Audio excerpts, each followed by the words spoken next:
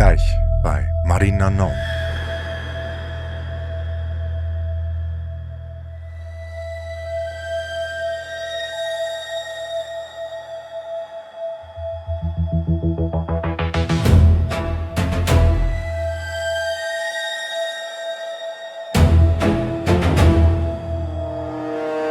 Servus zusammen und ein gesundes neues Jahr 2026 steht vor der Tür. Es ist soweit. Endlich ist das letzte Jahr vorbei.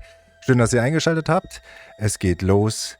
Ich habe was Schönes rausgesucht heute von dem Kanal Top 5s. Und das werden wir uns heute reinziehen. 5 Scary, Strange, True Horror Stories, Footage and Encounters.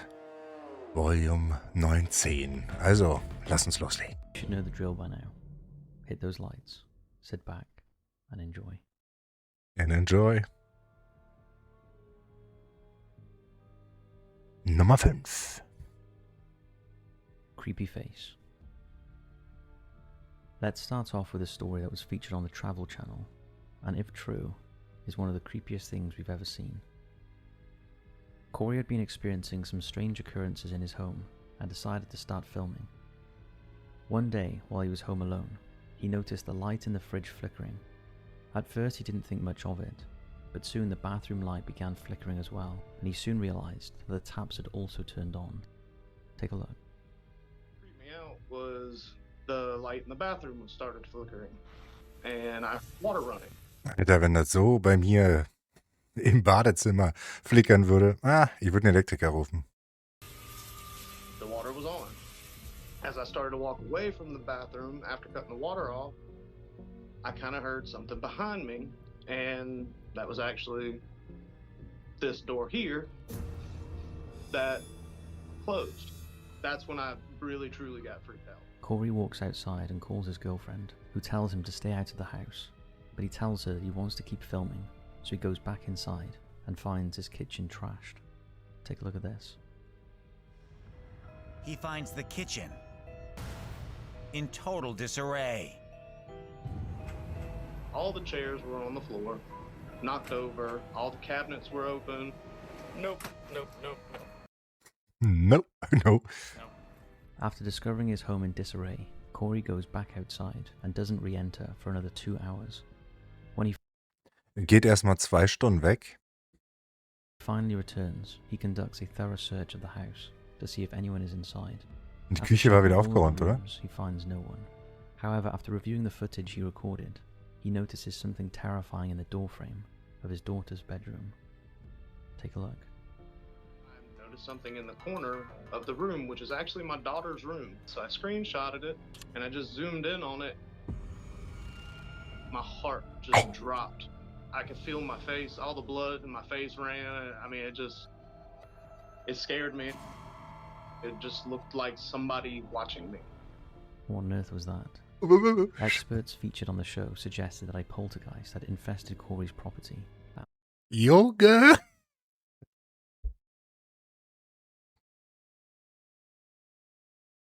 Alter, guck dir die Augen an.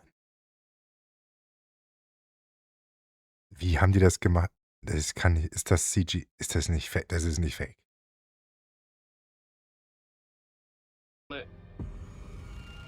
My heart just... Alter. Ich würde da nie wieder reingehen. Nie wieder. Vergiss es. This house is on sale, bitch. dropped. I could feel my face, all the blood in my face ran. I mean, it scared me. It just looked like somebody watching me. Somebody? Experts Something. featured on the show suggested that a poltergeist had infested Corey's property and believed that the house needed to be exorcised. Commenters on the video shared their own experiences with poltergeist activity in their homes and advised Corey to pray over his property. Others were more skeptical, questioning why he would re-enter the house alone without calling the police. How would you react if you found that in a doorway in your home? I'd love to know your thoughts on this one. Ja, wie würdet ihr denn reagieren? Schreibt's mal unten in die Kommentare, wenn ihr sowas seht in einem Videoausschnitt, den ihr gefilmt habt. Würde mich mal interessieren. Schreibt mal rein. Number 4. Farm Boy. Farm Boy. This photograph was taken at a farm in Herefordshire, England in 2008 by photographer and graphic designer Neil Sandbach. It was to be used on a wedding invite for his friend's upcoming wedding, which was to be held at the venue. At first glance, it looks innocent enough. However, when Neil later opened the file in Photoshop to tidy it up, he noticed a white figure in the distance on the right. When he zoomed in, this is what he saw.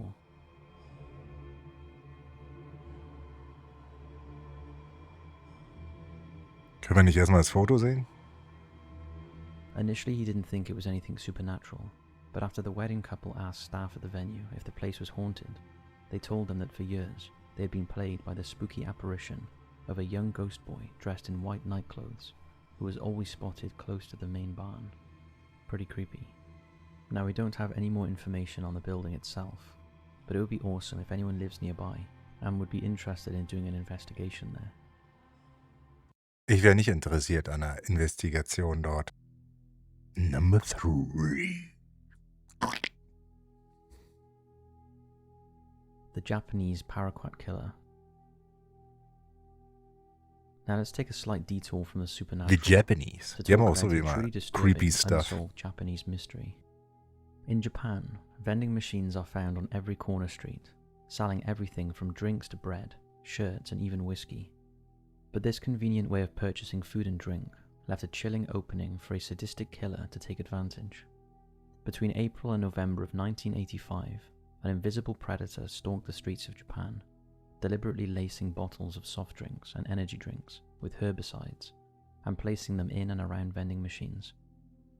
Unsuspecting victims picked up these tainted drinks, believing they were either part of a promotional giveaway or simply abandoned and consumed them.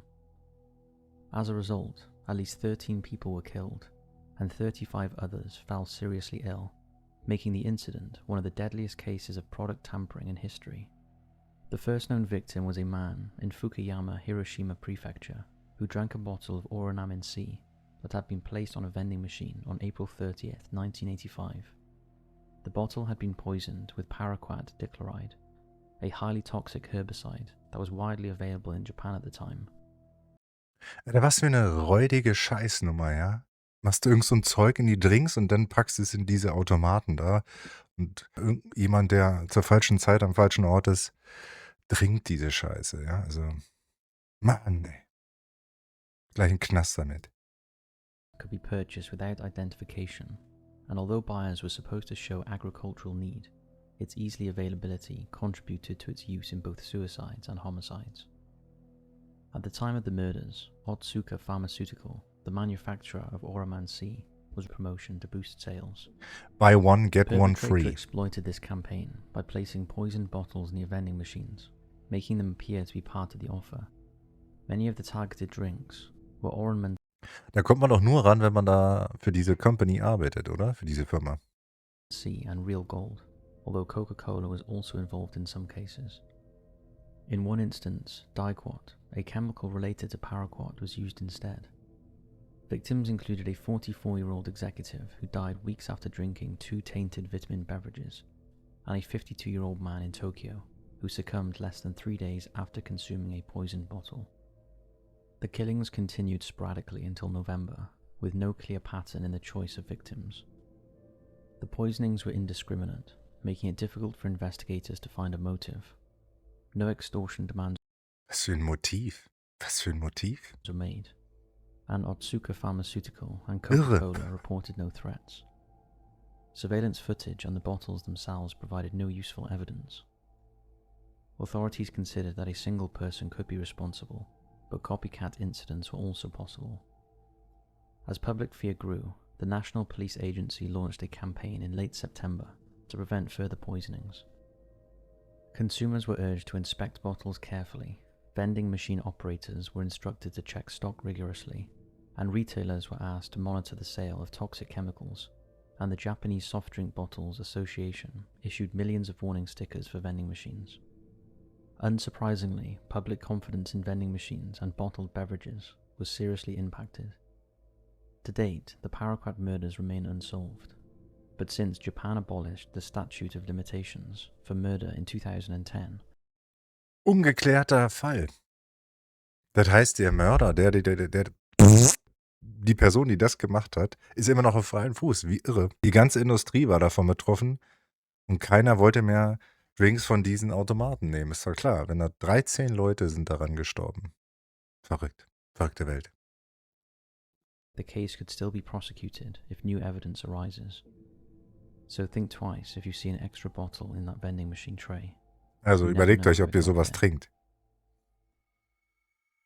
Red Bull oder sowas. Number 2.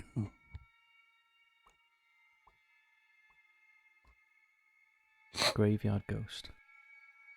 Graveyard. Let's head back to the supernatural for this one. It takes us to Todd Morden in West Ist ja jetzt nicht so ungewöhnlich, dass es auf einem Friedhof einen Geist gibt, oder? Yorkshire in the Ich UK, glaube, ich persönlich bin davon überzeugt, dass es wimmelt davon, nur wir sehen das nicht. which is better known for UFO sightings than ghosts. However, this image was captured in Todd Morden Unitarian Churchyard, and it appears to show the spirit of a long-dead woman who was buried there. It was snapped by a group of ghost hunters who were exploring the graveyard in October 2018. The team say their electric energy meters were going haywire, and they were drawn to the grave of Sarah Agnes, who died aged 50 in Kurze Zwischenfrage. Stört euch das eigentlich, dass der Text hier auf Englisch ist, der Originaltext? Weil sonst könnte ich das auch umstellen auf Deutsch, aber diese KI, die Übersetzung klingt wirklich grauenvoll. Aber ich denke, der größte Teil der Zuschauer sollte das verstehen, was dort gesagt wird, oder? Schreibt es mal in die Kommentare, wenn ihr das lieber auf Deutsch haben wollt oder mit einem Untertitel drunter. Dann mache ich das für euch beim nächsten Mal fertig. 1927. One of the group, a guy named Rob Crabtree, took the photograph and was shocked at the images he caught.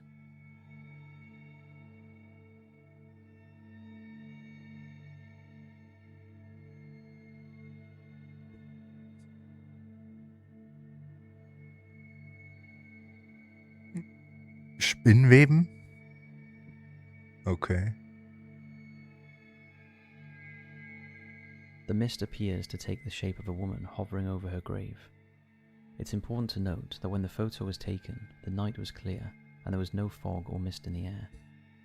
The gravestone revealed that 3 people are buried in the plot, with 2 women believed to be the wives of a man named James Davenport. The ghost hunters suspect that the spirit belongs to the older woman, Sarah Agnes, since the other wife was only 27 years old at the time of her death, and they believe that the image depicts an older woman. At the time the photograph was taken, none of the group noticed the mist. The only unusual occurrence was the erratic energy meters and a feeling that someone was watching them. What do you make of this one? Is this proof of the paranormal, or is there a more plausible explanation? Weiß ich nicht wirklich, was ich davon halten soll. Geister, ja. Bin ich voll dafür, aber jetzt auf dem Foto, ja. Da habe ich schon Besseres gesehen. Das werdet ihr auch hier sehen, hier auf diesem Kanal. Verspreche ich euch. Number 1.